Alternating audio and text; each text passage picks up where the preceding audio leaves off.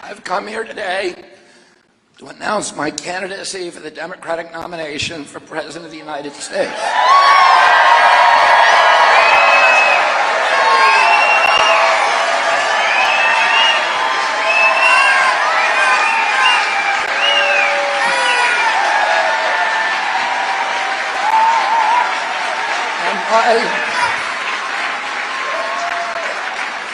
My mission over the next 18 months of this campaign and throughout my presidency will be to end the corrupt merger of state and corporate power that is threatening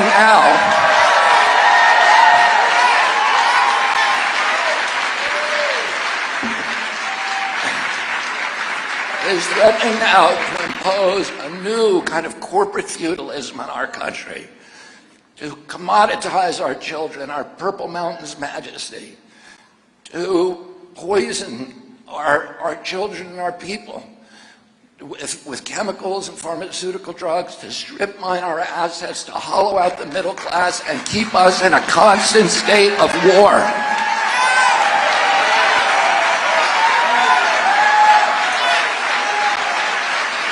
Now, I bear no ill will or any kind of disappointment to any of them. They have different views of the politics in this country. My whole family, including myself, have long personal relationships with President Biden. Many of my family members are working in the administration. Many of them also just plain disagree with me on issues like censorship, on war, on public health, and they are entitled to their beliefs, and I respect their opinions on them, and I love them back. And my hope,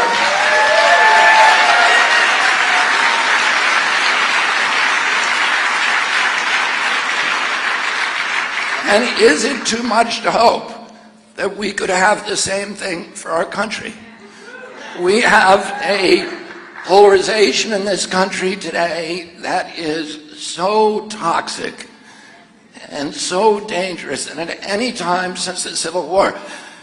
During the Civil War, Abraham Lincoln said, a country or a nation, a house divided against itself cannot stand. And when I talk to both Republican friends and Democratic friends, they talk about this division in almost apocalyptical terms. Nobody can see a safe way or a good way out of it. And people are preparing for kind of a dystopian future. And one of the principal missions of my campaign and of my presidency is going to be to end that division.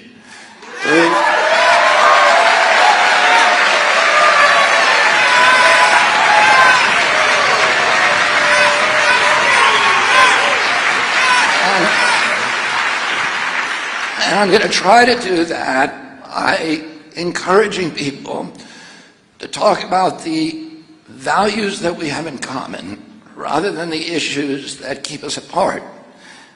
And also, and this I think is the most important thing, I'm going to do that by telling the truth to the American people.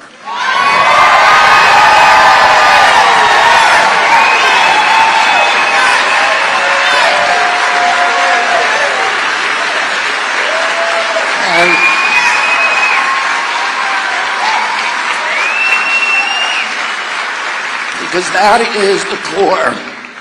is the core of this division, of course. When we fight each other, when blacks fight whites and Republicans fight Democrats and rural fights urban, the people, that merger of corporate power that sits at the top, is loving the fighting between us, among us, so that they can strip mine our country. And the thing that keeps us, the reason truth is so important, when I was a little boy, nobody in this country would dream that our government would ever lie to the American people. In fact, and that's not a joke, nobody believed it back then.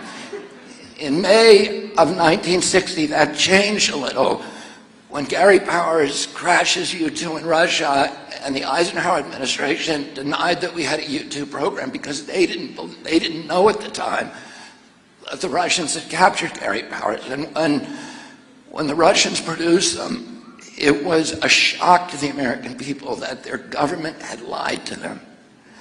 And then in 1970, during the Vietnam War, of course, we all began to suspect that we were being lied to. And in 71, when the Pentagon Papers came out, we realized, oh, this is what they do. My father, just before he died, told me very sadly, people in authority lie. And the government now lies to us. We all know it. We take it for granted. When my uncle left office when he died in 1963, about 80% of Americans said they trusted their government.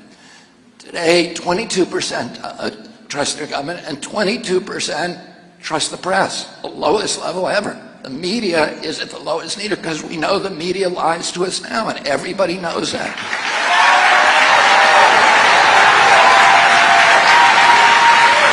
The problem is,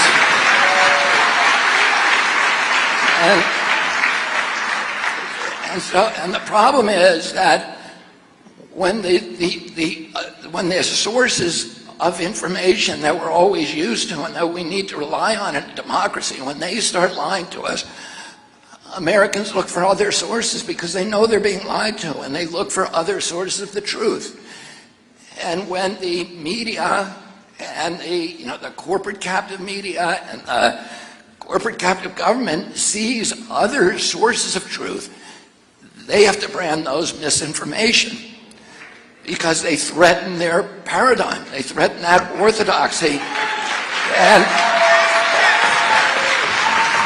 And of course, there is a lot of genuine misinformation, but as we know, a lot of the misinformation is just statements that depart from government orthodoxy, so they have to either censor us or they have to lie about what's true and what's not true. And that amplifies the polarization. It amplifies the hatred, the fear, the insecurity, because you know you're being lied to and then you're being silenced. The censorship doesn't work from any point of view, and it's very, very dangerous. My father, 55 years ago last month, I sat as a 14-year-old boy behind my father as he announced in the Senate caucus room in Washington, D.C., his campaign for presidency of the United States. And my father at that time was in many ways, the same position that I'm in today. He was running against a president of his own party. He was running against a war. He was running at a time of unprecedented polarization in our country. And he had no chance of winning. My father, when he declared, had not a single molecule in him that he believed that he could win the Democratic nomination. Why is that? He had run his brother's campaign in 1960, 8 years before. But now, all the unions were against him with two exceptions, the United Auto Workers and Cesar Chavez's United Farm Workers. The liberal press was 100% against him, from the New York Times to the Village Voice. The labor union, the big city mayors were against him, including Mayor Daley, who had played a critical role in President Kennedy's nomination. All of the people in the New Frontier, who were his closest friends, were now working for the Johnson White House, so they were against him. The only people that he had with him, even the universities were against him, because they were with McCarthy. The group of Hollywood, like Joanne Woodward, Paul Newman, who had been very close to him, worked very hard for my uncle in '60, were now working for McCarthy. And my father, in the universities, my father used to say that McCarthy had all the A students and he had the B and C students. And so the only people he had were people, poor white people in rural areas like Appalachia, poor blacks in the Delta and in our cities in Watts and Harlem and East LA, and Indians on the Indian reservations, and that was kind of it. But that hopelessness in his campaign freed him to tell the truth to the American people. So when he went to Indiana University and the medical students said to him, "Who's going to pay for your health care program?" He said, "You are." And when he went to Creighton University, which was a Catholic university in Omaha, and they asked him whether he would support their deferments, he said no. The deferments were the reason most of them were in college, because that was the only way you could get out of Vietnam. And he said no, and they booed him. And he said, "Do you think it's fair that 45% of paratroopers in Vietnam are black? Do you think it's fair that we are sending black children to fight this war because they can't get their kids into college?"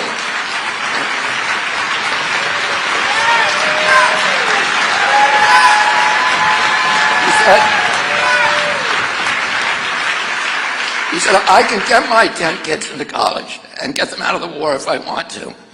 But do you think that that is consistent with your Catholic values at this university?" And when he ended, they gave him a standing ovation. When he went to Watts and he talked about the importance to the black community of abiding with the law, they applauded him. When he went to the University of Alabama, which he had forcibly integrated by federalizing the National Guard with the United States troops 5 years before, he talked to them about the enduring importance of civil rights. They applauded him.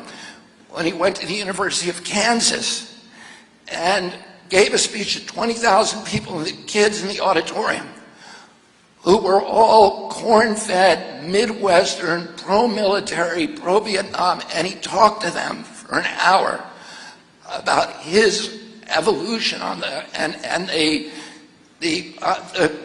progression of the Vietnam War. And at the end of that, the applause was so thunderous that Jack Newfield, who was one of the reporters who was with him that time, said it felt like the roof was coming off of the auditorium. The students rushed the stage. They were throwing chairs.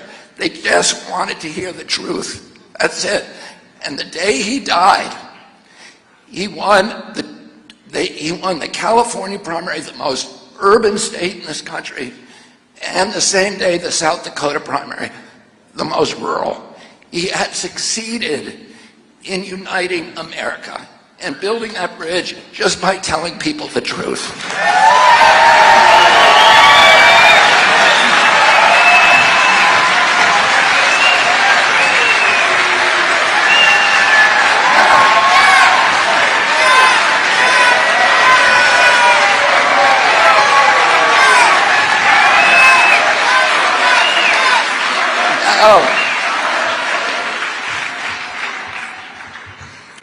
I was with my dad when he died in Los Angeles, and we brought him back to New York on Vice President Humphrey's plane on US-2, and we waked him at St. Patrick's Cathedral. And then we brought him from Penn Station in New York to Union Station in Washington, D.C. Normally that's a 2.5-hour train ride. But it took us 7.5 hours because there were 2 million people on the tracks. And that, I will never forget, as a 14-year-old boy, what I saw from the windows of that train that day.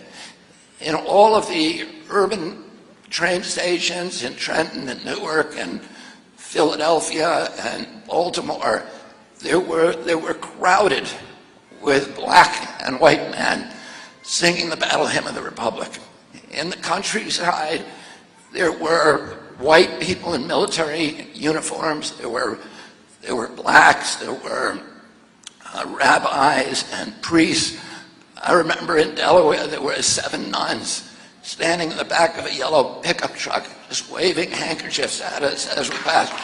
We saw, I remember passing a Little League game where all of the kids on both sides, both teams, the coaches, and all the spectators in the stand were standing with their hands at their hearts in salute. We saw Boy Scout troops saluting, military officers and personnel, hippies and tie-dye t-shirts. It was people holding up babies, mothers holding up babies. Many of them had American flags. Many of them had signs that said, "Goodbye, Bobby," or "Pray for us, Bobby." And we got to Union Station in Washington, and President Johnson met us there.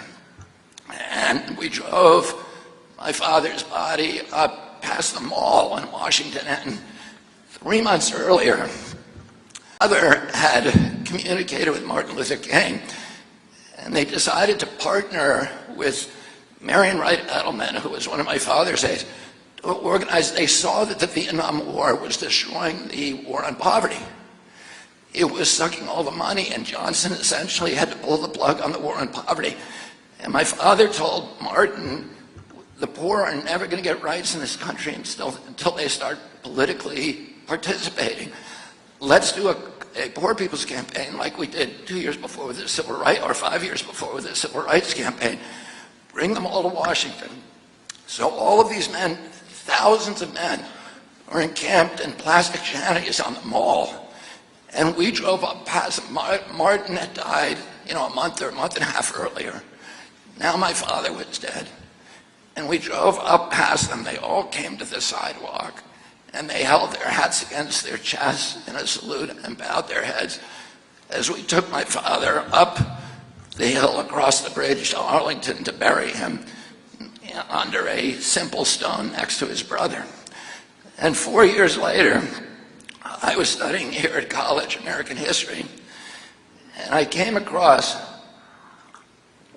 demographic data that showed that most of those white people who had lined that train track and who had supported my father in the primary in 1968, 4 years later in 1972, they voted not for George McGovern, who was very closely aligned with my dad, but instead for George Wallace, who was an ardent segregationist, who was antithetical to everything my father believed in. And it occurred to me then, and it struck me many times since, that every nation, like every individual, has a darker side and a lighter side, and that the easiest thing for a politician to do is to appeal to our anger and our bigotry and our hatred and our greed and all the lower angels, the darker angels of our character. And that once in a while we get a political leader who tries to do successfully what my dad did, which is to talk to people in a way that gets them to transcend their narrow self-interest, gets them to transcend their fear and their bigotry and their anger, and see themselves as part of a community, sees themselves as part of a noble experiment, and helps them to find the hero that we all have in each of us. And my father tried to persuade people that we have to avoid the seduction of the notion that we can advance ourselves as a people by leaving our poor brothers and sisters behind, or that the only way we can get security is to get rid of our constitutional rights. And he tried to remind Americans that we each need to be a hero, and he succeeded in doing that. And his trail, unfortunately, was cut short. I'm going to tell you a little bit about my career and what brought me here. I started out, as Dennis mentioned, as I spent 35 years as an environmental advocate. And at the beginning of my environmental career, end of 1983, the beginning of 1984, a man who was a mentor of mine offered me a job doing high-level environmental policy in Washington or New York, or another job that was kind of doing large purchases of conservation land. And I didn't want to do that kind of environmentalism. I wanted to be in the trenches, working with people, and engaged in hand-to-hand combat against the big polluters. And I wanted to particularly work with people who were most harmed by environmental injury, but also were alienated or marginalized from the mainstream environmental community. My first case as an environmental lawyer was representing the NAACP in a lawsuit against Austin, New York, for trying to put a waste transfer station in the oldest black neighborhood in the Hudson Valley. And I found out during that lawsuit that 4 out of every 5 toxic waste dumps in our country is in a black neighborhood. The largest toxic waste dump in this country is Emile, Alabama, which is 85% black. The highest concentration of toxic waste dumps in this country is the south side of Chicago. The most contaminated zip code in California is East LA. And black youth, probably the largest at that time problem with black youth, was that 48% of them had dangerous levels of lead in their blood. And that lead dramatically reduced IQ and also causes severe behavioral problems. And I recognize, I spent a lot of my time over the next 30 years fighting on those kind of issues. I spent summer vacation in jail in maximum security prison in Puerto Rico in 2001 because I had successfully sued the Navy to stop bombing probably the poorest community in our country, the black and brown people who live on the island of Vieques, who are American citizens, but they are not treated that way.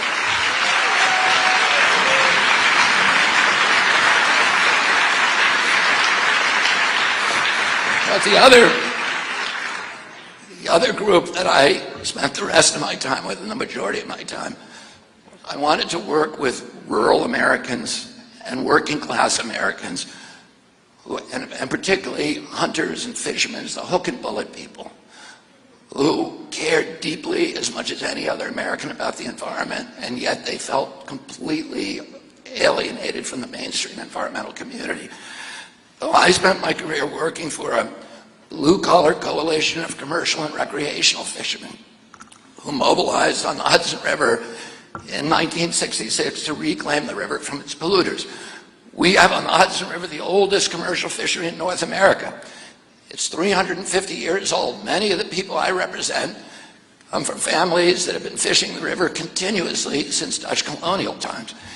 It's a traditional gear fishery. They use the same fishing methods that were taught by the Algonquin Indians to the original Dutch settlers of New Amsterdam and then passed down through the generations.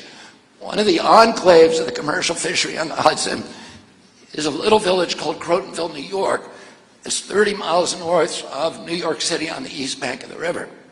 And the people who lived there in 1966 were not your prototypical, mainstream environmentalists.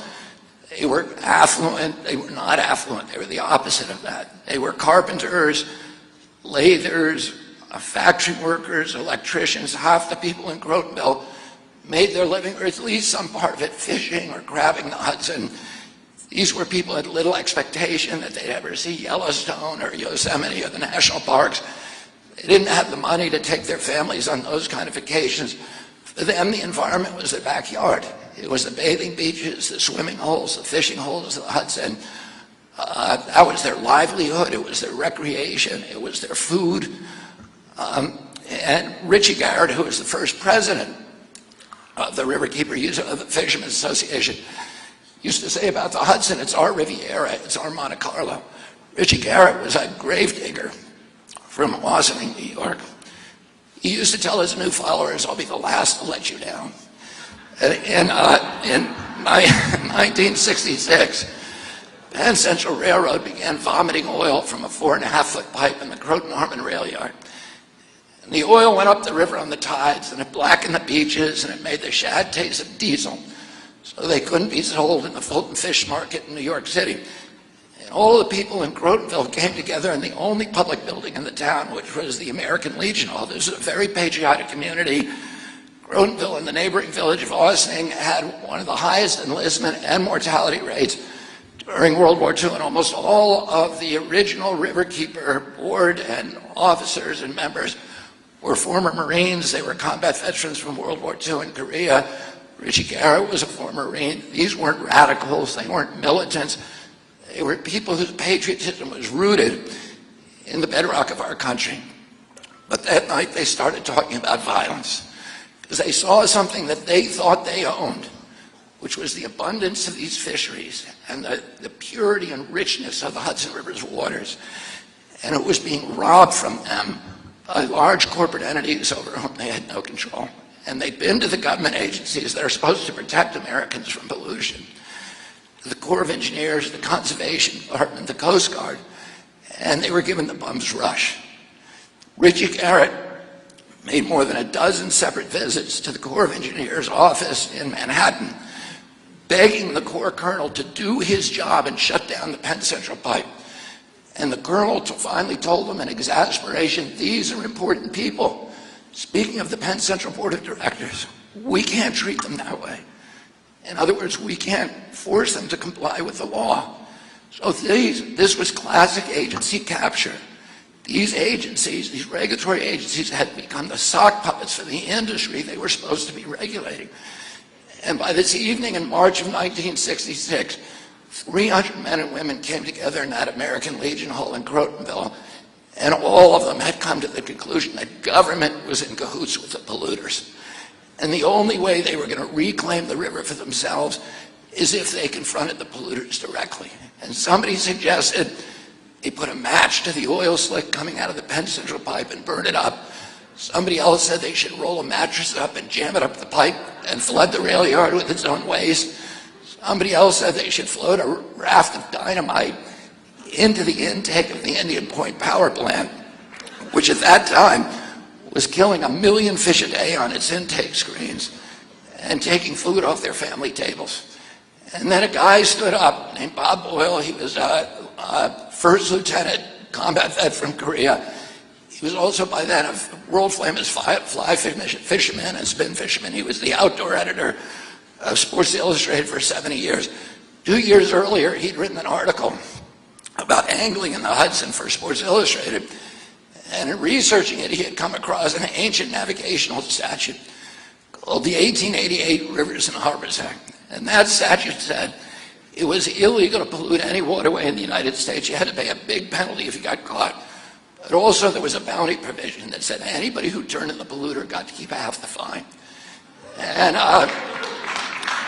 he had checked it out with lawyers. The law had never been enforced in 80 years, but it was still on the books. And that evening he stood in front of this group and he said, we shouldn't be talking about breaking the law, we should be talking about enforcing it. And they resolved that evening that they were going to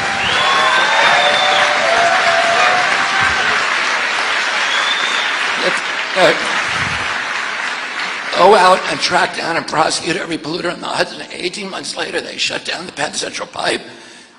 They got to keep $2,000. There was 2 weeks of wild celebration in the town. They used the money that was left over to go after Ciba Geigy, Tuck Tape, Standard Brand, American Cyanamid, the biggest corporation in America, and winning. In 1973, they collected the highest penalty in the United States history against a corporate polluter. They got $200,000 from Anaconda Wire and Cable for dumping toxics at Hastings in New York. They used that money to build a boat. They hired a full-time riverkeeper, a former commercial fisherman, John Cronin. They hired me using bounty money as their attorney. And over the next couple of decades, we bought over 500 successful legal actions against Hudson River polluters.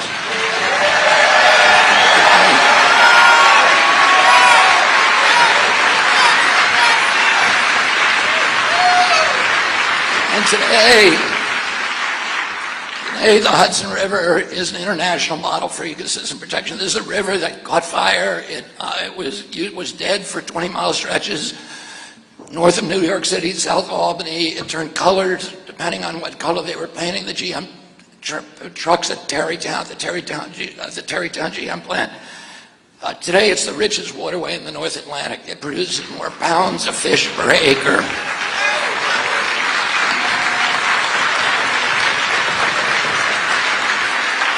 And more biomass per gallon than any other waterway in the Atlantic Ocean north of the equator. And the miraculous resurrection of the Hudson has inspired the creation of river keepers, water keepers, now 350 of them in 46 countries. We're now the biggest water protection group in the world. One of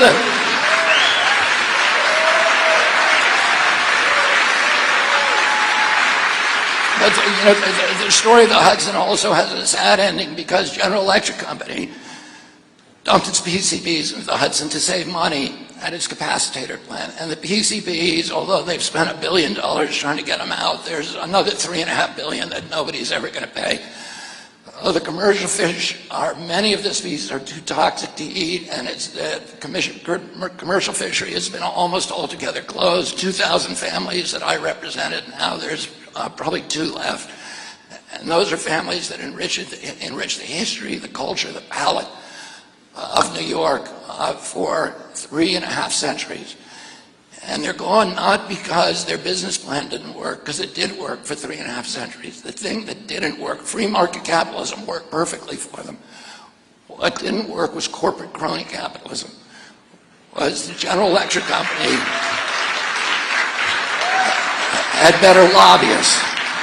General Electric did not have a better business plan, it just had better lobbyists, so it was able to escape the discipline of the free market, corrupt public officials, dump its PCBs in the river, put my fishermen out of work, and everybody in the Hudson Valley now has General Electric's PCBs in their flesh and organs. And that's what corporate crony capitalism does. One of the things that I learned from the fishermen is that there's no daylight between good environmental policy and good economic policy. And you'll hear this mantra, this trope from the big polluters and their indentured servants on Capitol Hill and elsewhere, that we have to choose between economic prosperity and environmental protection. And that's a false choice. In 100% of the situation, good environmental policy is identical to good economic policy.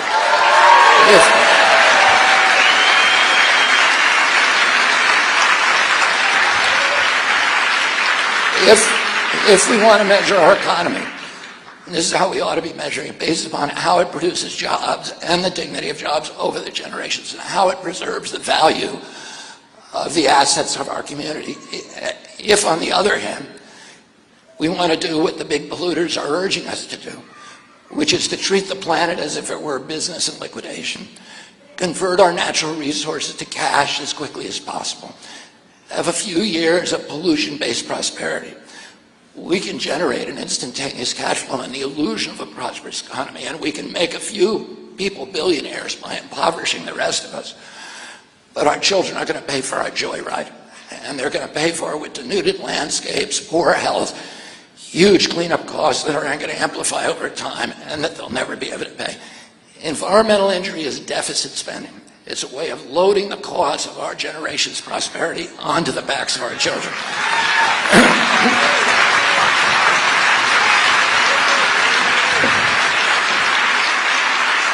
And one of the things that I've done over the past 30 years as an environmental advocate is to constantly go around and confront this argument that an investment in our environment is a diminishment of our nation's wealth. It doesn't diminish our wealth. It's an investment in infrastructure, the same as investing in telecommunications or road construction. It's an investment we have to make if we're going to ensure the economic vitality of our generation and future generations. And by the way, we're not protecting the environment just for the sake of the fish and the birds. We're protecting it for our own sake, because those things enrich us. They enrich us economically, spiritually, culturally, and all these other ways.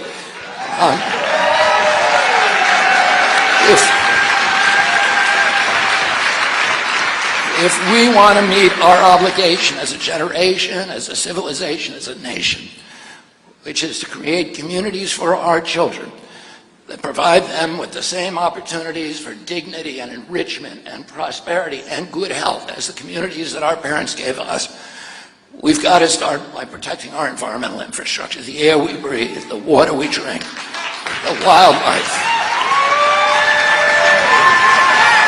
the fisheries, the public lands, those things that are not reducible to private property, but by their nature are the property of all of us, the commons, the commonwealth, the public trust assets, the landscapes, the waterways that connect us to the 10,000 generations of human beings that lived before there were laptops, and that ultimately connect us to God. And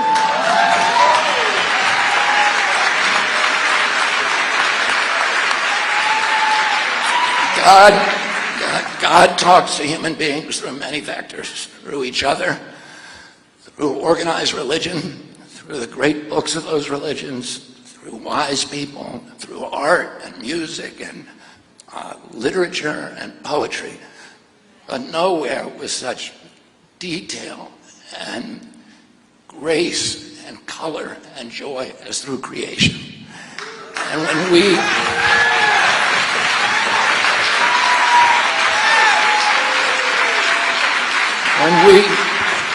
we destroy a species, when we destroy a special place, we're diminishing our capacity to sense the divine, understand who God is, and what our own potential is as human beings. And Father Martin once told me that the definition of sin is an injury to another human being or to God, to our relationship with God. And when we eliminate, my children are going to grow up in a world where they will never see the kind of explosions of color from butterflies that I saw every time I walked into my garden. Because 80 or 90% of the butterflies are gone, the flying insects.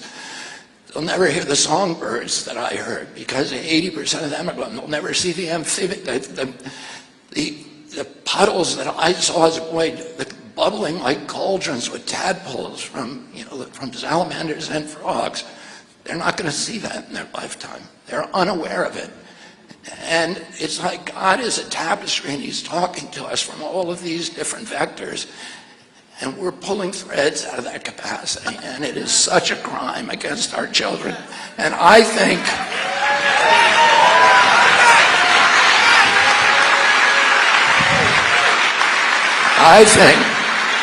we deserve a president in this country who cares about these things and who talks about these things to the American people.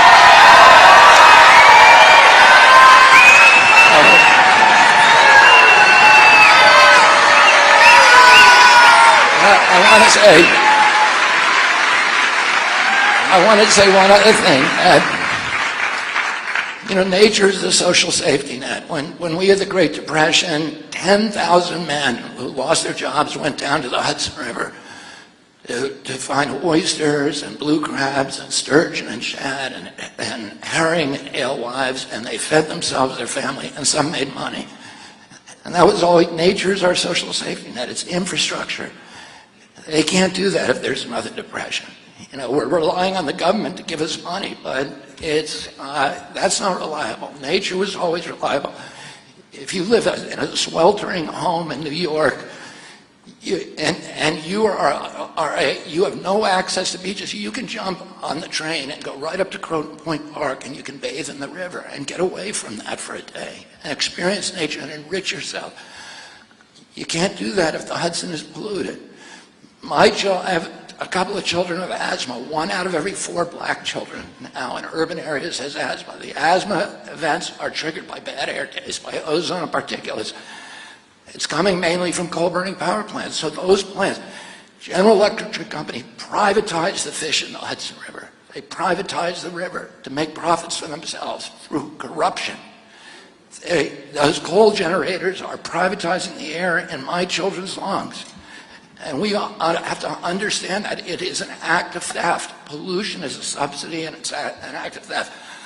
I want to move on to another issue that nobody's going to really want to talk about, but I need to.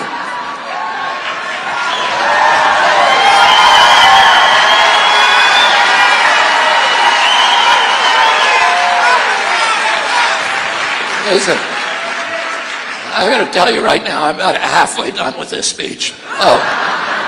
And this is what happens when you censor somebody for 18 years.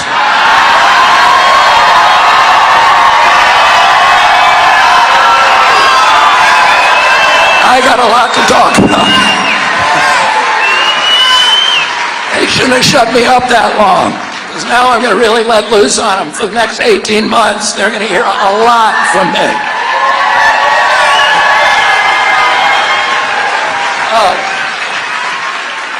I'm going to talk about lockdowns. And nobody wants to talk about it, but we need to understand. You know, I grew up at a time, most of my life was at a time that economists call the Great Prosperity. It's when the American middle class between 1945 and 75 grew to be the biggest economic engine on the face of the globe. I mean, we were the economy in the globe. We made everything, and everybody looked to us, not only for goods, but for moral leadership, and we became the most powerful country in the world, unrivaled. And it was because, and we had a stable democracy with institutions that people trusted, a press that told us the truth, and the destruction that, you know, everybody knows it's an economic and political economic rule. You cannot have democracy in a society where there is high concentrations of wealth and widespread poverty. You need a middle class, or you don't get democracy. And that is a law. That is a law. You cannot do it. You cannot do it unless you have a big middle class, and we had that. But since the early 1980s, there's been a systematic attack on our middle class, and the coup de grace was the lockdown. The lockdown was the biggest shift in wealth in human history, and I'm going to tell you about that in a second. And I blame President Trump for the lockdown. Now, a lot of people say, and President Trump gets blamed for a lot of things that he didn't do, and he gets blamed for some things that he did do. But the worst thing that he did to this country, to our civil rights, to our economy, to the middle class in this country, was the lockdown. Now, President Trump, in fairness, let me just make this point, will tell people, well, the lockdown wasn't my idea. It was my bureaucrats rolled me on it. I was saying we shouldn't do it. But that's not a good enough excuse. He was the President of the United States. And as Harry Truman said, the buck stops here. On May 2nd, 2020, 600 doctors signed a letter to President Trump begging him not to allow the lockdowns. And they said because at that time, all of the pandemic protocols anywhere in the world, the WHO, CDC, everywhere, the European Health Agency, all says you never do mass lockdowns. It causes much worse havoc and deaths and injuries than if you do the standard protocol, which is you lock down the sick, you protect the vulnerable, and you let everybody else go back to work. Otherwise, you are going to wreak havoc. And of course, you know, and I wrote about it for the, you know, on Instagram. I was writing every day. I was citing these economic studies that showed every point in unemployment you get 37,000 excess deaths from heart attacks, suicides, you know, plus imprisonments. And I was writing about this, and they dumped me from the social. They said that's misinformation, but it was not. But people were saying it. People knew it. It wasn't just me. And we now know, of course, that it's true. There's now study after study, and every comparison between the states and nations that locked down compared to those who didn't, you know, had shown the ones who locked down, the more you locked down, the worse you got. Worse COVID deaths, worse excess deaths. Sweden's numbers came out this week. Sweden was the only country in Europe that didn't lock down. It had the lowest excess deaths in Europe, which is very predictable. If the nation, you know, the nation that led the lockdowns was us, and we had the highest body count of COVID on Earth. We have 4.2% of the world's population. We had 16% of the COVID deaths. At some point, even the media is going to have to say, stop saying this was a success story.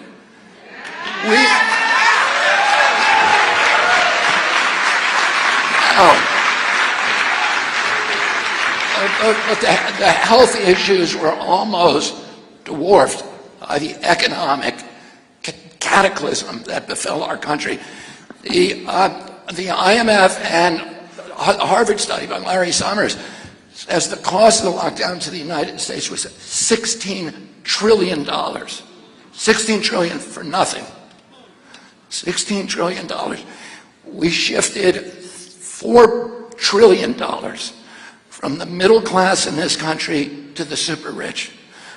We created 500 new billionaires. The existing billionaires increased their wealth, according to the Oxfam study that came out 3 days ago, by 30%. This was a gift to the rich. And guess what? The ones who were, the people who got richest were the social media companies like Amazon and Facebook and Microsoft that were conspiring with President Trump's White House to censor people like me. So the very people who were profiting on those lockdowns were the ones who were strip mining the wealth from the middle class in this country. Amazon got to close down all of its competitors. 3.3 million businesses it shut down. And I'm in a lawsuit involving Amazon for censoring one of my books. So they were censoring people who criticized the lockdowns while they were raking in the money from the lockdowns. And unfortunately,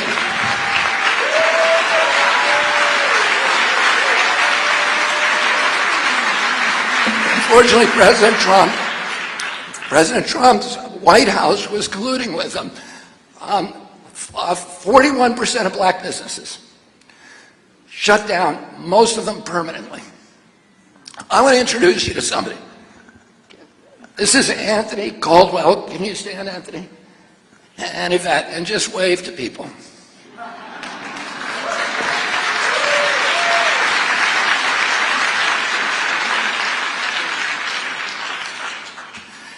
And Anthony Caldwell is from Boston. He was a chef, a very, very successful chef in this town for 19 years. He and Yvette saved every penny they had to build their dream, which was that he would have his own restaurant by the time he was 50 years old. It was called 50 Kitchen. It was the hottest spot in Dorchester, which is the town that my grandfather and grandmother lived in. They were turning away crowds. Boston Magazine called him a culinary genius. It was a mix of Asian fusion food with soul food. And then the lockdowns came. And Anthony told me the customers were gone. He was looking out the window, staring out all day with the chairs stacked in his dining room, and no customers. The federal government gave him $17,000, but they told him he had to spend it all within 8 weeks, or he had to pay it back. And he said to me, "How do I spend $17,000 with no customers?" And he had to let go 7 of his servers finally. He kept it open for a year without paying himself. And then he closed it down and went bankrupt. And he owes $250,000. And that story can be told thousands upon thousands upon thousands of times in black communities all over this country.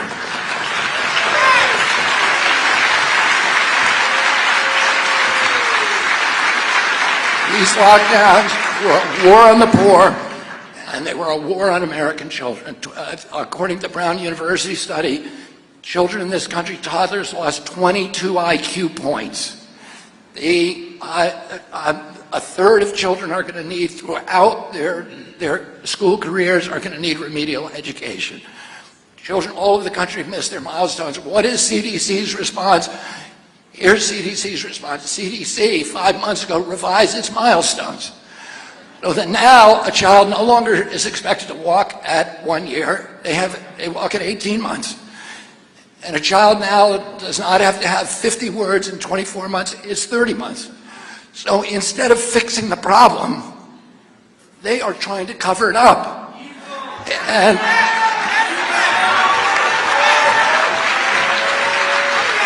if the only indicia of social decline that actually improved was that during the pandemic, child abuse dropped.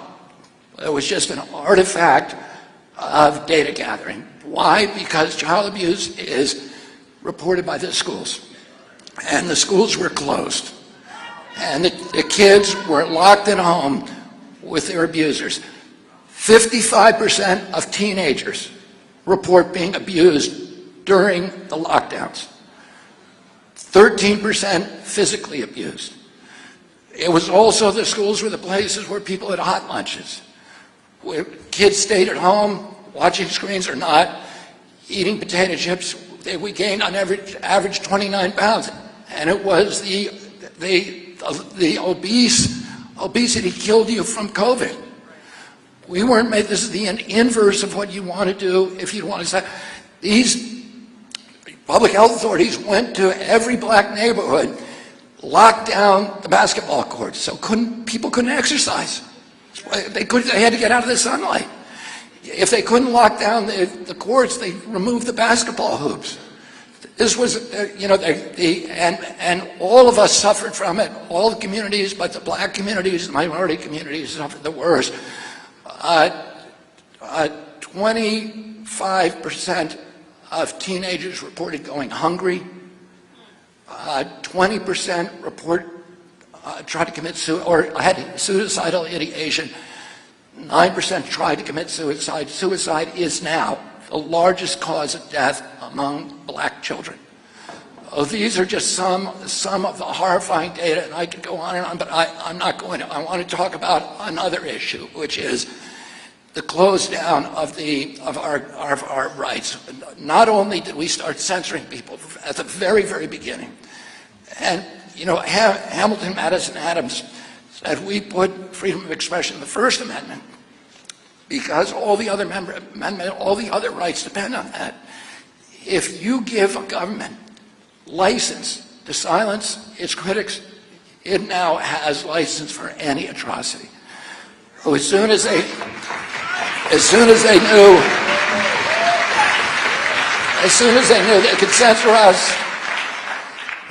knew they could censor us, they then went after the other part of the First Amendment, freedom of worship. They closed every church in this country without any scientific citation for a year, without any notice and comment rulemaking. Democracy was simply abolished. They then went after freedom of assembly. They told us we had to social distance. They went after our property rights, the Fifth Amendment. They closed 3.3 million businesses with no due process, no just compensation. They got rid of Seventh Amendment jury trials. They said if you're involved with a countermeasure, no matter how egregious the injury you caused, no matter how negligent you were, no matter how reckless, you cannot be sued. And here's what the Seventh Amendment says. It says no American shall be deprived the right of a trial before a jury of his peers in case there are controversies exceeding $25. Well, it does. There's no pandemic exception. And by the way, the framers knew all about pandemics because there were two epidemics during the Revolutionary War. One, there was an epidemic, a malaria epidemic in Virginia that decimated General Washington's troops. There was a smallpox epidemic that disabled the armies of New England at the very moment they conquered Quebec, and they had to withdraw. Otherwise, today, Canada would be part of the United States. And by the way, we've had epidemic, but between the end of the Revolution and the ratification of the Constitution in 9 years, there were epidemics in every city that killed tens of thousands of people. Cholera epidemics, smallpox epidemics in Philadelphia, New York, Boston, etc., malaria epidemics. They knew all about them, but they didn't put that in the Constitution. The Constitution was built for hard times.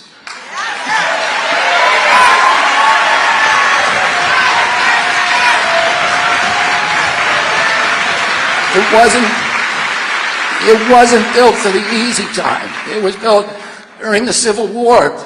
There were 659,000 soldiers who died in the Civil War. That's the equivalent of 7,200,000 today. Our country was this close from falling apart. It was a much worse crisis than this pandemic.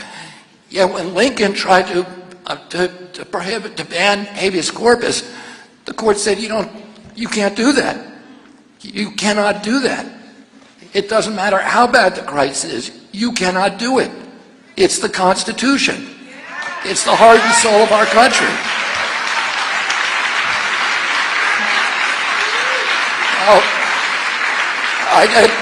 President Trump said, well, these bureaucrats came at him from every side, and they were all telling him he had to do it. He had the right instincts. He knew that he shouldn't have closed down the country, but he did it. He got rolled by his bureaucracy. And I'm going to tell you a quick story.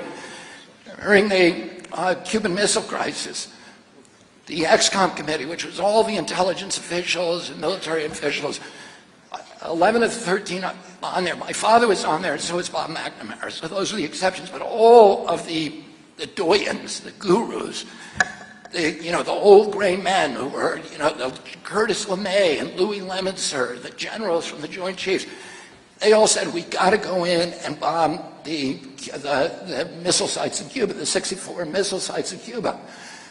And my uncle said to him, well, wait a minute, what's going to happen? Who's on those gun crews? Are those Cubans or are those Russians? And they said, we don't know. And he said, well, if they're Russians and we kill Russians, isn't Russia then going to have to go into Berlin? And they were like, well, we don't think they'll do that. And my uncle said, I want to see the aerial photographs. And he looked at the aerial photographs. And he said, who has, on the Cuban side, who gives permission to fire? Does it come from Russia? Does it come from Fidel? Does it come from the individual gun crews? Because if it comes from Fidel, he's going to fire them. If it comes from the individual gun crews, then you're putting the fate of the world in the hands of those commanders, 64 men. They didn't know. So he said, we're not doing it. And he did something else. And all I'm saying is, you need a president at this time in history who can stand up to his bureaucracy.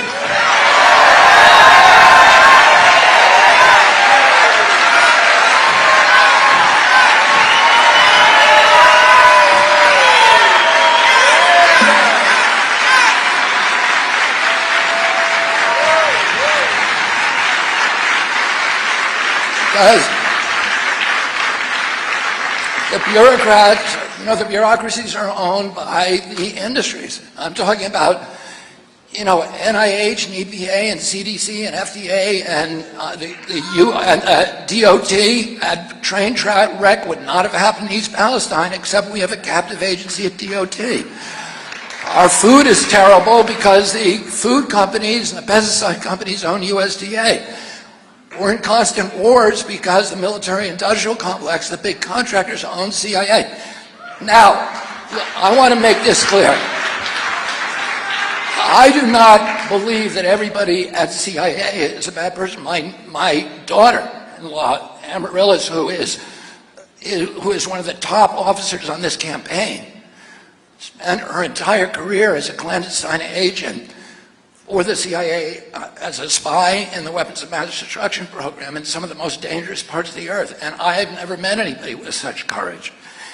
And that's how most of the 22,000 people at CIA are. They're people who are patriots, they're people who are good public servants, and they're people of enormous courage and idealism. That's the same with most of our agencies. The problem is the people who end up rising in those agencies generally are people who are in the tank with industry. And that's how they get corrupted. And one of the things that I can do, I think, better than any other political candidate is I know how to fix them because I've spent so much time litigating and studying these agencies. Now, I want to talk about one last subject, but let me do two little subjects.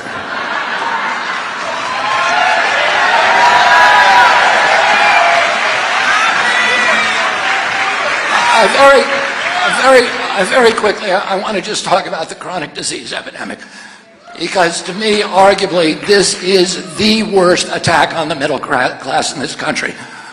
We have the worst healthcare system in the United States of America. What do I mean by that? I mean that we spend more on healthcare by far than any other country, and we have the worst health outcomes. We spend $4.3 trillion annually on health, $4.3 trillion. And about 84% of that goes to treating chronic disease. Now, why is that? Because America has the highest chronic disease burden in the world. And we didn't always. In 1940s, 50s, and 60s, we had a really healthy population. We had only 6% of our people, of our citizens or children, had chronic disease. By 1988, that became 12.8%, so it doubled. Today, by 2006, it was 54%. We have the sickest generation in American history. We have the sickest children on earth in this country. And by chronic disease, what do I mean? I mean obesity, but more importantly, neurological diseases, neurodevelopmental, ADD, ADHD, speech delay, language delay, tics, Tourette's syndrome, ASD, and autism. Autism went from 1 in every 10,000 people in my generation to 1 in every 34 kids today. Now, one of the talking points that the industry and their crooked legislative or regulators will say is, oh, well, we just started noticing it for the first time. Missing autism is like missing a train wreck, so it's an absurd, but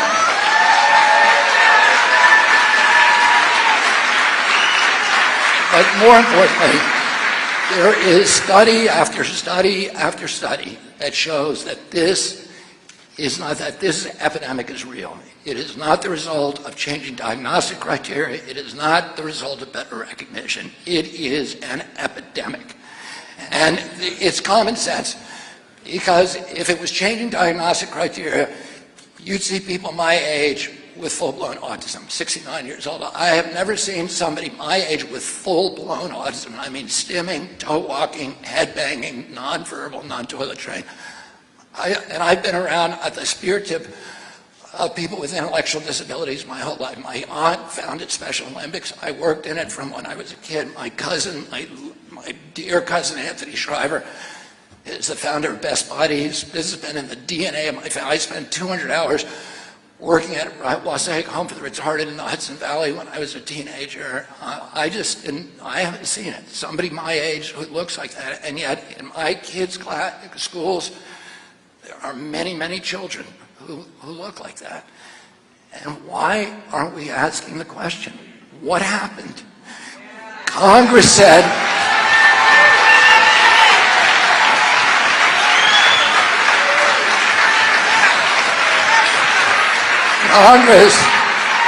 and by the way, there's a report that came out a couple of weeks ago that shows that the cost of autism alone to the American economy will be, just of caring for people as this group now ages, it will be $1 trillion a year by 2040.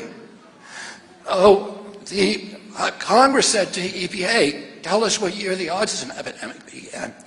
And EPA is a captive agency, but it's captive by the oil, coal, and pesticide industry, not by pharma. So it actually came out with an honest study. And EPA said it's a red line 1989. Well, something happened in 1989, and we know that it is an environmental insult, because genes don't cause epidemics. And the only thing is, we just have to figure out what it is. There's a limited number of culprits of chemical toxins that became ubiquitous around 1989. And so, you know, that's something that NIH has a $42 billion budget.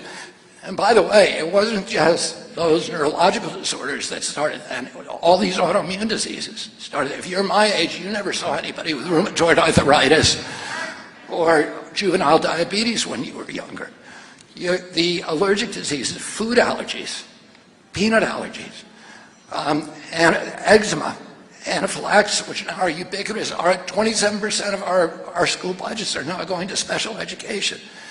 This is crippling to the middle class in this country, and we need to figure out what it is. And I can tell you this. When I am the President of the United States, I am going to end the chronic disease epidemic in this country.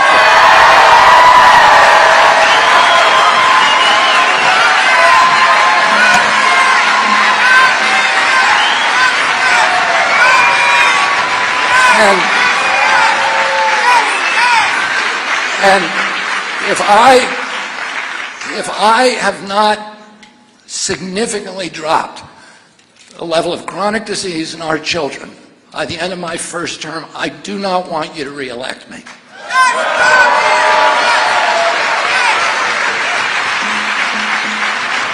Now, all right, I'm going to talk about one last subject, and but it's a big one, so settle down.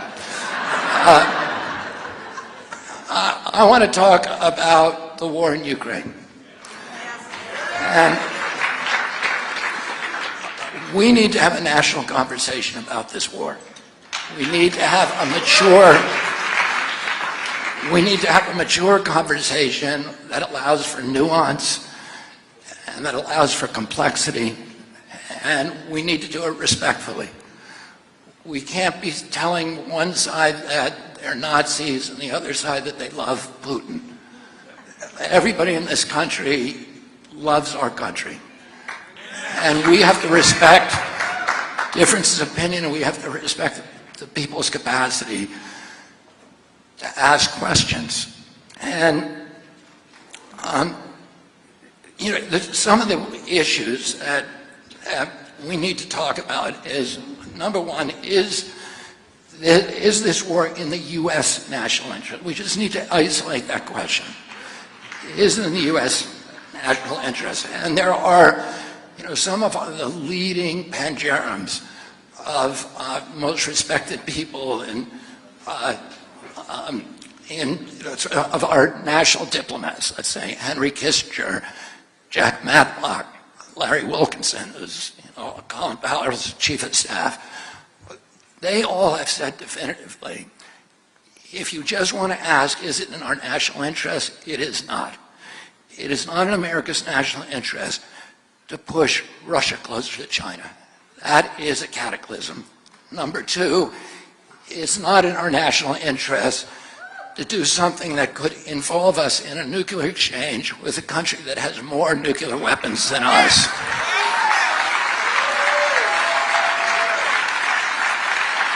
Now, having said that, I want to say that we are in the Ukraine for all the right reasons. We are there because we are a good people. And, Abraham Lincoln said, America is a great nation because we're a good nation. And we continue to be a good people. And we are there because of our compassion, the Ukrainian people who have been brutalized, who have been illegally invaded, and have shown extraordinary valor and courage defending their country and defending, their families and their beliefs and their liberties and their independence, things that Americans have to admire. My own son, Connor, I'm very, very proud that Connor joined the Foreign Legion and fought in the Ukraine and during the Kharkiv offensive as a machine gunner for a special forces group.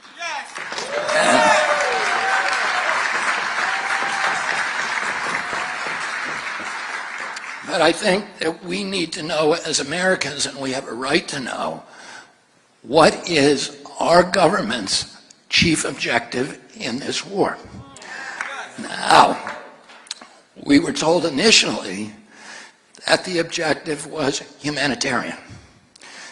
And that is a good reason to be there, a humanitarian. And what that means is trying to end the bloodshed and minimize it as much as possible. But in recent times, President Biden said that one of our objectives, at least, is regime change of Vladimir Putin. And this is the same strategy that did not work well for us in Iraq. And it's many of the same people who are around the neocons, who are around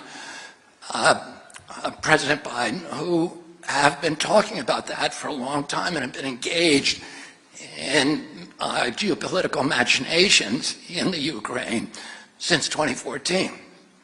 And then President Biden's Secretary of Defense, Lloyd Austin, validated President Biden's statement by saying that our objective in the Ukraine is to exhaust and degrade the Russian army so they're incapable of having battles anywhere else in the world. Now, and indeed, many of the steps that we've taken in the Ukraine have seemed to indicate that our interest is in prolonging the war rather than shortening it. So if those are our objectives, to have regime change and exhaust the Russians, that is completely antithetical to a humanitarian mission.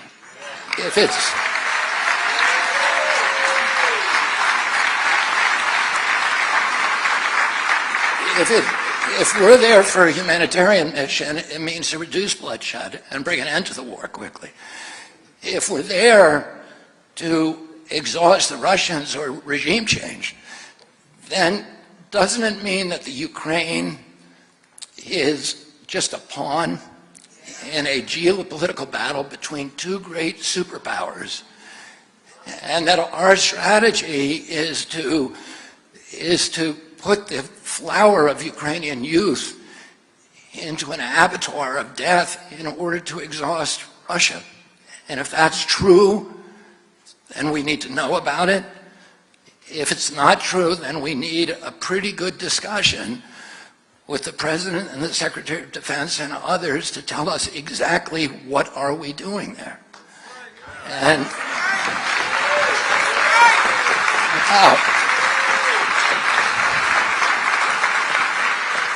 I want to talk just a little about some of the costs of the war.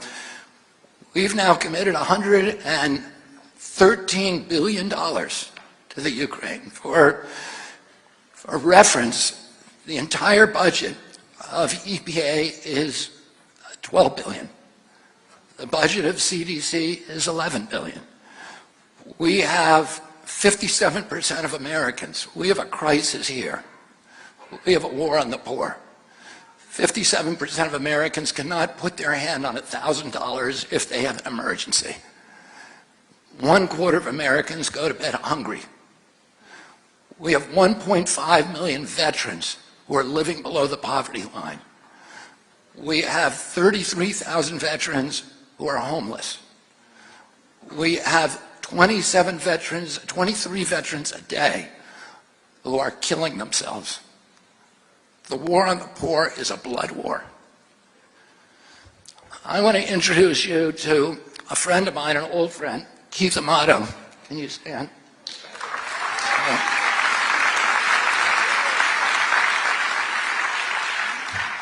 And Keith is a commercial fisherman out of Provincetown and Wellfleet, and occasionally Shinnecock and Islip off the Long Island. And we have we've known each other for many, many years.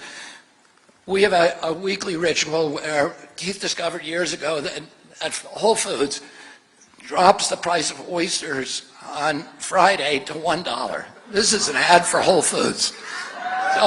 For $1. He knows this because his son-in-law actually owns the Wellfleet oyster bed where the oysters come from. So every Friday, Keith goes and picks up 30 oysters, brings them to my house, and I pay for the oysters. He shucks them, he makes a mayonnaise sauce, and we eat them. And we have an amazing friendship and are very, very close. But Keith is on disability. That does not allow him to work anymore. And he has been surviving on food stamps. And on March 1st, he got a recorded telephone call from the government saying that his food stamps allocation is going to be dropped next month from $283 a month to $25. 30 million Americans got that phone call. 30 million Americans. The same month, the government announced that it is going to drop Medicare for up to 15 million Americans. The same month, the government announced that it is printing $300 billion extra dollars to pay off the Silicon Valley Bank, to bail it out. And we announced, the Biden administration announced 750 additional millions of dollars that we're going to send to the Ukraine. So we have money for wars, and we have money for bankers that need bailouts. But what happens to the American people when they are on hard times? Shouldn't we have compassion for them?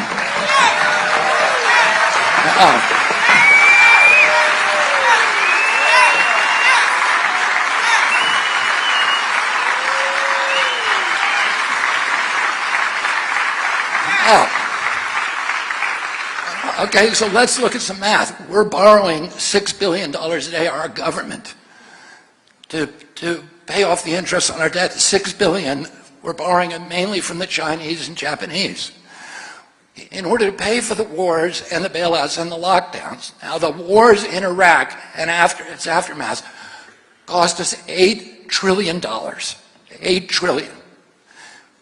We spent $16 trillion on the lockdown. That's $24 trillion. Does anybody wonder why we don't have a middle class in this country anymore? So how do we get this money? Well, we're borrowing it as fast as we can from the Japanese and the Chinese, which is not a good thing. But the other thing is we're just printing it. Between 1900 and 2008, we printed $1 trillion. That was all of the money we printed in a century. Between 2008 and today, we've printed $10 trillion. 10 centuries worth of wealth to pay for bailouts and lockdowns. We're just printing money. And what happens to, how does that pay off? Through inflation. And inflation is a tax on the poor. Oh, Keith had his food stamp checks dropped to $25, and you try going shopping on $25.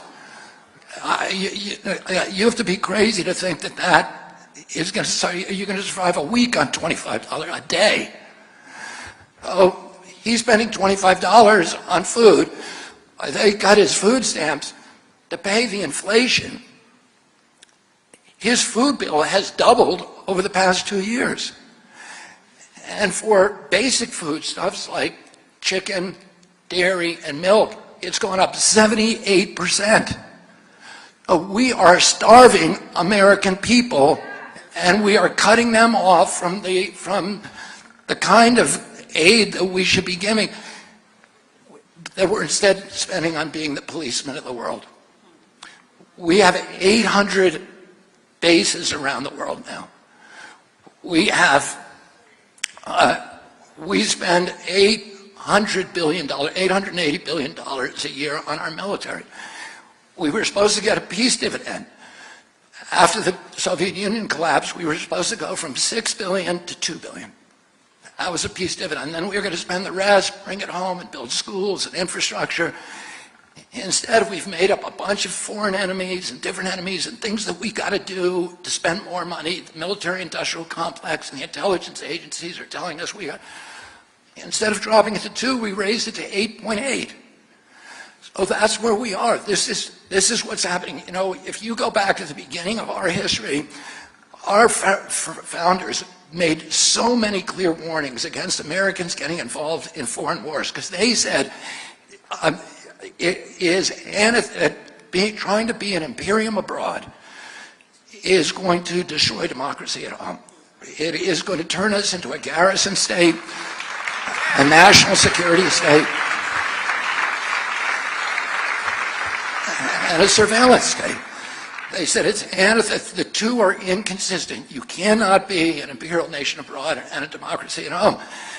And and John Quincy Adams really spoke for all of the framers when he said, America goes not abroad in search of monsters to destroy. It's something we cannot afford to do in our country. My grandfather, Joseph Kennedy, said, well, we need to build Fortress America. We need to arm ourselves to the teeth at home and make ourselves too expensive to conquer.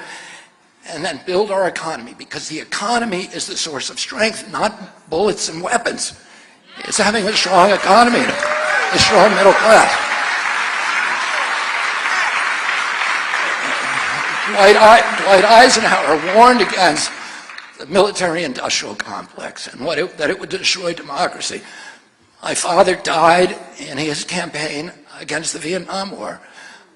Martin Luther King broke with the civil rights movement on Vietnam, and he said, this has got to be our priority, because you're not seeing that there is a direct link between poverty at home and war, poverty and violence, and oppression at home and war abroad. You cannot separate them. As long as we're making war, as long as our major exports are weapons in war, we will never have a middle class in this country.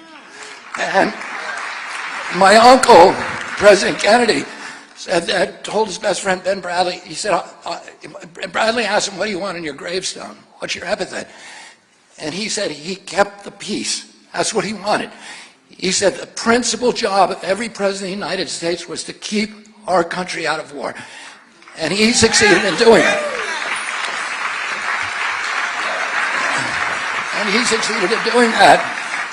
And instead, he started investing in the Kennedy Milk Program and Alliance for Progress, the USAID, to rebuild to build middle classes in countries so that they could enjoy democracy. He started the Peace Corps because he said he wanted foreigners to know Americans not by military uniforms, but by people who came in their communities to help him. And it's very, very difficult to fairly judge who the best presidents in our history were. Historians take polls of each other, take polls of the public to try to figure out who's the best. But there is one objective metric, and that is, at least for foreign policy, which president has the most statues to him abroad, most universities named after him, the most hospitals named after him, the most roads and boulevards and avenue, and nobody comes close to John F. Kennedy. Oh, and that is if people love our country, that's good for our economy and it's good for our security. And that's what we had with my uncle. We had a president who made us love. My uncle used to say that he used to love the fact that there were Africans who were naming their children Washington and Jefferson and Lincoln, but they weren't naming them Marx and Lenin. He used to say that. I think probably the proudest thing, if he could know of all the memorials to him, the one he'd be proudest of is the tens of thousands of African children. I've met many of them in my lifetime, and Latin American children and Asian and Mideastern children who are named Kennedy. And I'm going to tell you this. President Bush, my uncle came into office 2 months later. He was fighting his intelligence apparatus, his military, because they wanted to invade. They wanted to do the Bay of Pigs. He was totally against it, and he let them roll over him. And in the middle of the Bay of Pigs, he realized they were lying to him, and he realized the function of the intelligence agencies had become to provide the military-industrial complex with a constant pipeline of war. And he came out during the middle of the night during the Bay of Pigs catastrophe, and he said, I want to take the CIA. Allen Dulles had lied to him, Charles Cabell, Richard Bissell, Louis Lemitzer, Curtis LeMay had all lied to him through their teeth. And he said, I want to take the CIA and shatter it into 1,000 pieces and scatter it to the winds.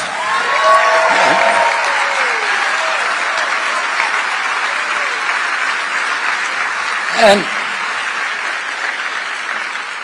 George W. Bush had the same problem. George W. Bush says the worst mistake he made as president was listening to CIA Director George Tenet tell him it was a slam dunk that Saddam Hussein had weapons of mass destruction. And so the neocons and CIA got to go into Iraq and throw out and do regime change. And we got now we've spent $8 trillion. And what do we get for that $8 trillion? Nothing. Worse than nothing. Iraq is now much worse off than it was when we went in there. We killed more Iraqis than Saddam Hussein ever did. We may have killed 1 million Iraqis, and nobody knows the number. It is an incoherent country today with where Shia death squads are fighting with Sunni death squads in the street. The government is corrupt. The police are corrupt. We created ISIS. We drove 2 million refugees up into Europe. They destabilized democracy for a generation in Europe. They caused Brexit. This is the cost of the Iraq war. $8 trillion there, $16 trillion for the lockdowns, $24 trillion, nothing to show except a devastated middle class in the United States of America, and we need to put an end to that.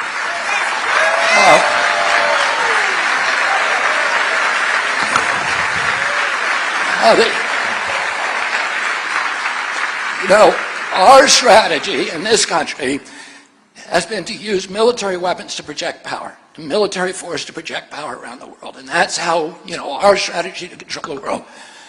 The Chinese did something different. They adopted my uncle's philosophy and strategy, which is we were spending $8 trillion bombing bridges, ports, roads, and hospitals. They were spending $8 trillion building bridges, roads, ports, and hospitals. And they are now displacing us as trade partners of most of the African nations and Latin America. Brazil just switched to the Chinese currency away from the dollar. Saudi Arabia just switched away from the dollar. So these are...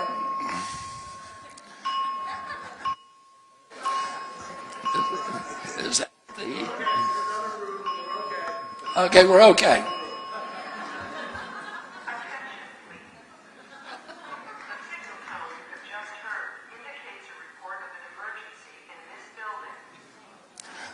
I'm being told by Gavin DeBecker that there is no emergency that affects us.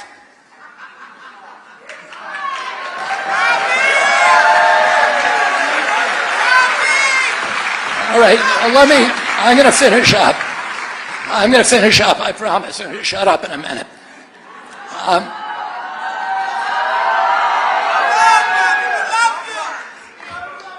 So the Chinese, we've now lost,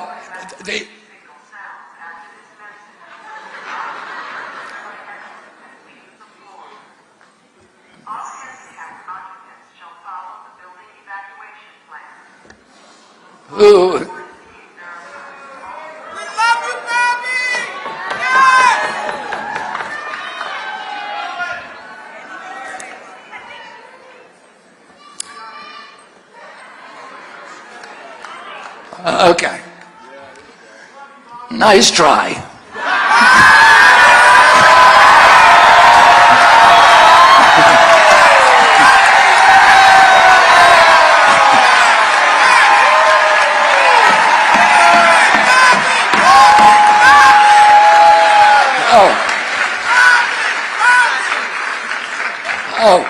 The Chinese, by being nice guys, have earned goodwill in these countries. Now, Brazil and Pakistan are now switching to Chinese currency away from the dollar. You know what that's going to cost our country?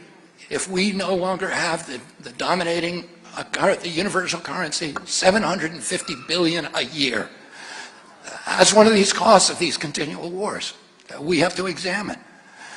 And so Saudi Arabia had last month signed a peace deal with Iran, which is great. But Saudi Arabia was our biggest investment. They are our #1 ally. The whole key to U.S. strategy was called the Shia Crescent. Saudi Arabia would be the keystone, and then we'd have Abu Dhabi and Qatar and Oman and the Emirates and Lebanon all the way up to Syria on both sides, creating a bulwark against, and Iraq, of course, creating a bulwark against Iranian expansion, which was our key objective in the Mideast. Well, guess what? The Chinese just brokered a peace deal between Iran and Saudi Arabia. Our entire policy has collapsed. We no longer have a coherent foreign policy. And Iraq, Mohammed bin Salman said not only this, 2 weeks ago, he lowered oil production during a U.S. recession. It was like a slap in the United States face. And then he said it out loud 3 days ago.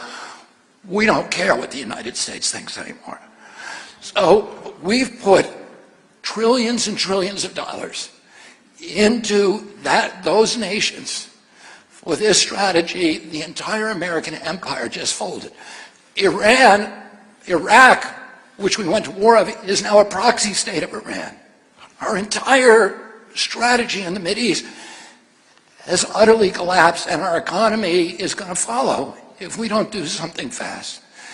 And I'm going to bring the troops home, and I am going to start,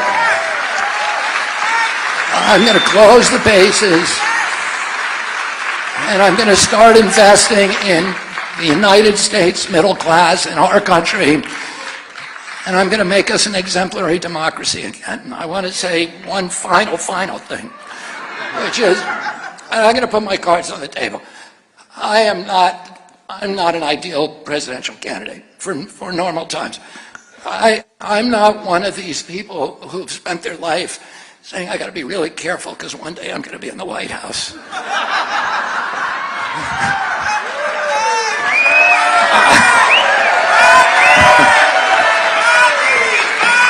I actually did the opposite of that.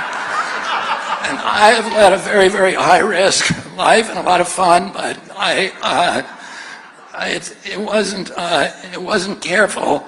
And I mean, even the issues that I've attached myself to, anybody who looks at those issues will not say, oh, this guy is just trying to get into the White House. I was trying to get myself out of all my friendships and my political party and everything else. I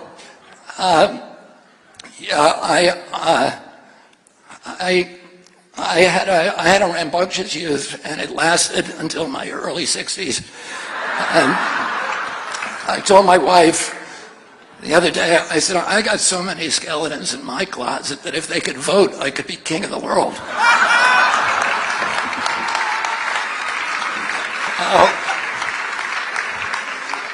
In normal circumstances, I would not do this. But these are not normal circumstances. I'm watching my country being stolen from me. And I owe it to my children, to my family, and my legacy. I don't want, the Democratic Party to be the party of fear and pharma and war and censorship.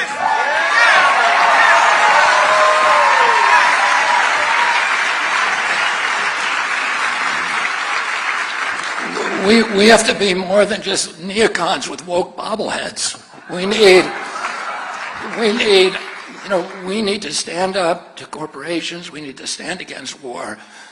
We need to put our children first. We need to stop listening to the large corporations. In many ways, and that's what a Kennedy Democrat is.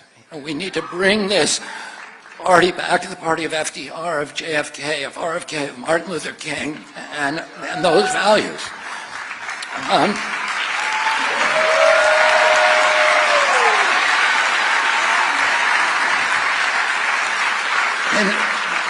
In many ways, I have spent my lifetime preparing for this office because I've spent so much time suing these agencies. I know the agencies. I know, how NIH works, how CDC works, how FDA works, EPA. And Mike Obama, who's sitting here in the front row, is my law partner, who was one of the lead attorneys with Brent Wisner on our Monsanto case. When we got the Monsanto papers, we realized that we found emails that showed that the head of the pesticide division at EPA was secretly working for Monsanto for forever. And that's true in all of these agencies. And most politicians, when they come in, they want to, they sincerely want to fix the agencies. They want to fix the government. They want to drain the swamp. But they get in there and they don't know what to do with these sprawling bureaucracies, 30 or 40,000 people and their own culture and their own history, and people have been there forever, and it's really hard for them to change that so rather than do that, they concentrate on another agenda, and they put somebody safe to run that agency. You know, President Trump brought Scott Gottlieb in. President Trump took $1 million from Pfizer and then appointed a guy who essentially was a Pfizer lobbyist. He was a business partner of Pfizer to run the agency, and then he, of course, made $88 billion for Pfizer on one vaccine, and then left to join Pfizer's board. That's not draining the swamp. That is the swamp. And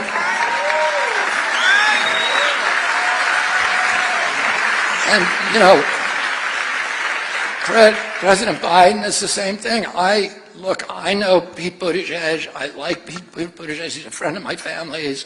My son campaigned for him, was part of his campaign last time around. So, and I like him, but I know I can tell you with an almost certainty that he did not go to DOT saying, you know, God darn it, I'm going to fix the railroads and I'm going to end the corruption. Most of these people go in because they're safe and they're going to be good on the talk shows on Sunday morning, but they don't really want to go in and they don't know how to go in and really make big changes in those agencies that can make waves and maybe cause problems with the president. So they get somebody safe. Ralph Reed used to describe those people. He said they were people who get the joke. And I get the joke, but I don't think it's funny. And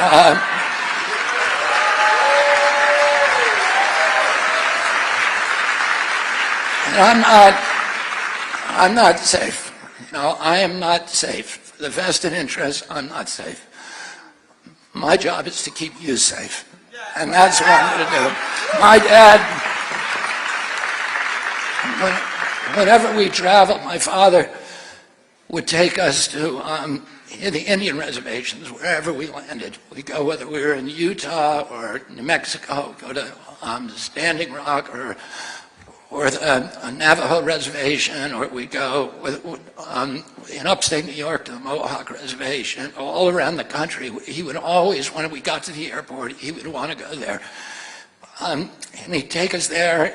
He loved going to Appalachia. His favorite place in the world was Bedford-Stuyvesant, one of the poorest neighborhoods in Brooklyn. I was on the Bedford-Stuyvesant Restoration on the board for 20 years.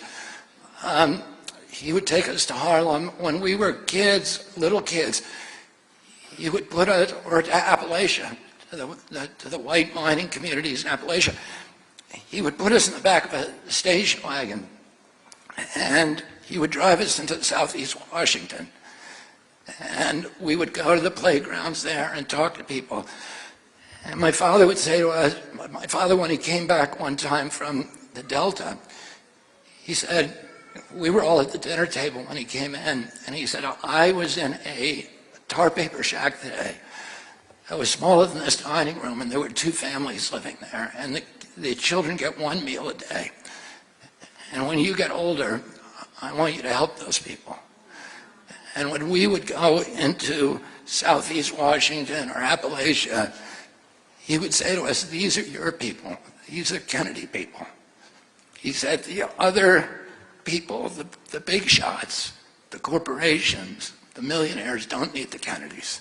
They have lobbyists, they have PR firms, they have lawyers. And he said, these are your people, and these are the people you need to spend your life helping. And when I'm president, I'm going to be president for those people. We're going to really take back this country. You give me a piece of ground and a sword, and I am going to take back this country with your help, the help of all the homeless Republicans and Democrats and independents who are Americans first. Thank you all very much.